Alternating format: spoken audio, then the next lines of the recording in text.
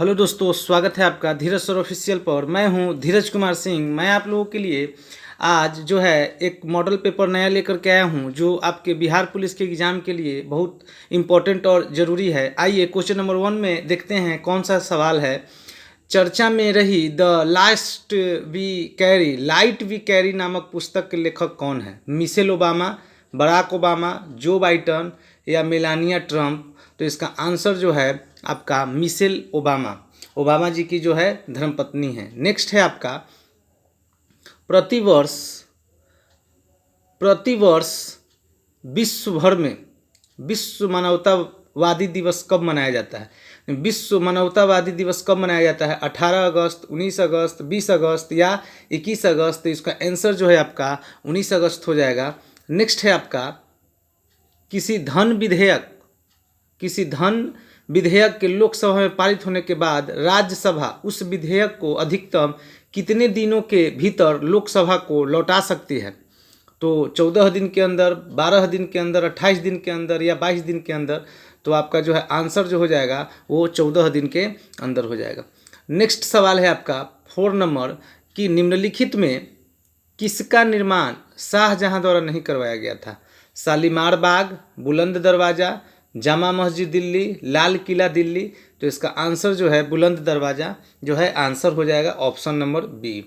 Next है आपका सागरमाला परियोजना का उद्देश्य क्या है? सागरमाला परियोजना का क्या उद्देश्य है? गैस और तेल निष्कर्षण हेतु उपकरण स्थापित करना, घरेलू कार्गो एवं एक्जिम कार्गो की लॉजिस्टिक्स लागत को कम करना, या भारतीय क्षेत्र को चीन से सुरक्षित करना, या भारतीय द्वीपों को विकसित करना? तो इसका आंसर जो हो जाएगा घरेलू कार्गो एवं एक्जिम कार्गो की लॉजिस्टिक्स लागत को कम करना जो है इसका आंसर हो जाएगा। नेक्स्ट है आपका कि भारतीय संविधान का कौन सा अंग जर्मनी के संविधान से प्रेरित है? आपातकाल के दौरान मौलिक अधिकारों का निलंबन, एकल नागरिकता, संघीय प्रणाली, संविधान का संशोधन? तो इसका आंसर जो है आपातकालीन के दौरान मौलिक अधिकारों का निलंबन। नेक्स्ट है आपका कि इनमें से कौन जो है गोल्डमैन पर्यावरण पुरस्कार ग्रीन नोबेल पुरस्कार विजेता नहीं है? चंपा देवी शुक्ला, मेधा पाटकर, वंदना शिवा, रमेश अग्रवाल? तो इसका आंसर जो है आपका वंदना शिवा जो है ये आंसर हो जाएगा। नेक्स्ट आपका सवाल है कि भारत सरकार के लेखा 3 भागों में तैयार किए जाते हैं। निम्नलिखित में कौन सा इन तीनों में से एक नहीं है? लोक लेखा, सहकारी निधि, समेकित निधि, आकस्मिकता निधि? तो इसका आंसर जो है आपका सहकारी निधि जो है आंसर हो जाएगा। नेक्स्ट सवाल है आपका कि निम्नलिखित में से कौन सा कथन नेताजी सुभाष चंद्र बोस से संबंधित नहीं है? उन्होंने आज़ाद हिंद फौज की स्थापना की थी, उन्होंने निर्वासित करके मांडले भेजा गया था, वह संविधान की मसौदा समिति के सदस्य थे, उन्होंने असहयोग आंदोलन 1921 में भाग लिया? तो इसका आंसर जो हो जाएगा वह संविधान के मसौदा समिति के जो सदस्य थे, ये ऑप्शन जो हो जाएगा इसका सही हो जाएगा। नेक्स्ट है आपका कि इनमें से किस आंदोलन का नेतृत्व महात्मा गांधी ने किया था? बारदोली सत्याग्रह 1928, खेरा सत्याग्रह 1918, निष्क्रिय प्रतिरोध अभियान 1906 या भारत छोड़ो आंदोलन 1942? तो इसका आंसर जो है बारदोली सत्याग्रह 1928 जो है वो आंसर हो जाएगा। नेक्स्ट सवाल है आपका, अगला सवाल है आपका संपूर्ण क्रांति का नारा किसने दिया था? संपूर्ण क्रांति का जो नारा था वो किसने दिया था? नरेंद्र मोदी ने, महात्मा गांधी ने, जयप्रकाश नारायण ने, राम मनोहर लोहिया ने? तो इसका आंसर जो है जयप्रकाश नारायण जो है इसका आंसर हो जाएगा। नेक्स्ट सवाल है आपका कि सिंधु घाटी सभ्यता के किस शहर का शाब्दिक अर्थ मृतकों का टीला है? जो सिंधु घाटी सभ्यता के किस शहर का शाब्दिक अर्थ जो है वो मृतकों का टीला है? हड़प्पा, मेसोपोटामिया, बालाकोट, मोहनजोदड़ो? तो इसका आंसर जो है मोहनजोदड़ो हो जाएगा। नेक्स्ट सवाल है आपका, अगला जो सवाल है आपका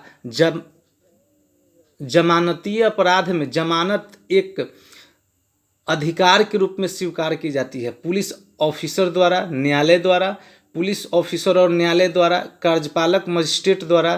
तो इसका आंसर जो हो जाएगा पुलिस ऑफिसर और न्यायालय द्वारा जो है इसका ऑप्शन सही हो जाएगा।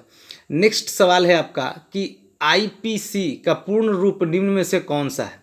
आईपीसी का पूर्ण रूप निम्न में से कौन सा है? Indian penal code, Indian procedure, Indian probation code या इंटरनेशनल पॉलिसी कोड? तो इसका आंसर जो हो जाएगा आईपीसी का इंडियन पेनल कोड जो है इसका आंसर हो जाएगा। नेक्स्ट सवाल है आपका कि गति का दूसरा समीकरण डैश डैश डैश संबंध देता है और समय के बीच वेग, संवेग, त्वरण या स्थिति?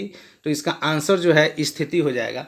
नेक्स्ट है आपका अगला सवाल है आपका कि डैश डैश डैश द्वारा निश्चित अनुपात का नियम उद्धृत किया गया है? लेवोसियर, डेमोक्रिट्स, प्राउस्ट या जॉन डाल्टन? तो इसका आंसर जो होगा प्राउस्ट हो जाएगा इसका आंसर। नेक्स्ट है आपका नेक्स्ट सवाल है अगला सवाल है महिलाओं में गुणसूत्र स्थिति है 22 + XX, 22 + 100, 22 + YY, 22 + XY? तो इसका आंसर जो होगा 22 + XX हो जाएगा। नेक्स्ट सवाल है अगला सवाल है आपका डैश डैश डैश आँखों को लेंस के फोकल लंबाई समायोजित करने में मदद करता है? लेंस, रेटिना, पूरा आईबॉल या सिलियरी बॉडी? तो इसका आंसर जो है सिलियरी बॉडी जो हो जाएगा, सिलियरी पेशिया इसको हिंदी में कहा जाता है, ये आंसर हो जाएगा। नेक्स्ट है आपका अगला सवाल है यौगिक डैश डैश डैश यौगिक में एक क्रियात्मक समूह के रूप में माइनस नेगेटिव ऋणात्मक OH है? एसिटिक अम्ल, एल्कोहल, कार्बोक्सिल अम्ल या इथेनोइक अम्ल? तो इसका आंसर जो होगा वो एल्कोहल जो है इसका आंसर हो जाएगा। नेक्स्ट है अगला सवाल है 20 नंबर कि मोतीलाल नेहरू एवं चित्तरंजन दास के द्वारा वर्ष 1923 में गठित द्वारा पार्टी का नाम क्या था? इंडिपेंडेंस पार्टी, गदर पार्टी, स्वराज पार्टी या अभिनव भारत संस्था? तो इसका आंसर जो है स्वराज पार्टी जो है इसका आंसर हो जाएगा। सी नंबर ऑप्शन जो है इसका आंसर हो जाएगा। नेक्स्ट है आपका अगला सवाल है कि निम्नलिखित में से कौन होम रूल आंदोलन से नहीं जुड़ा हुआ था? Chittaranjan Das, S Subramania Iyer, Shrimati Annie Besant, Bal Gangadhar तिलक? तो इसका आंसर जो है चित्तरंजन दास जो है इसका आंसर हो जाएगा। ए नंबर ऑप्शन जो है ये सही हो जाएगा। नेक्स्ट सवाल है अगला सवाल है आपका कि तक्षशिला के प्रसिद्ध स्थल होने का क्या कारण था? जो सवाल है फिर से एक बार सुन लीजिए, ये सवाल जो है इम्पोर्टेंट सवाल है कि तक्षशिला के प्रसिद्ध स्थल होने का क्या कारण था? प्राचीन वैदिक कला, मौर्यकालीन कला, गंधार कला या गुप्त कला? तो इसका आंसर जो है गंधार कला जो है सी नंबर ऑप्शन जो है वो सही हो जाएगा। नेक्स्ट सवाल है आपका अगला सवाल है आपका कि भारतीय संविधान को अपनाया गया था संवैधानिक सभा द्वारा, ब्रिटिश संसद द्वारा, गवर्नर जनरल द्वारा, भारतीय संसद द्वारा? तो इसका आंसर जो हो जाएगा आपका संवैधानिक सभा द्वारा। ए ऑप्शन जो है वो आपका सही हो जाएगा। नेक्स्ट सवाल है आपका अगला सवाल है आपका कि भारत में प्रथम उर्वरक संयंत्र कहाँ लगा था?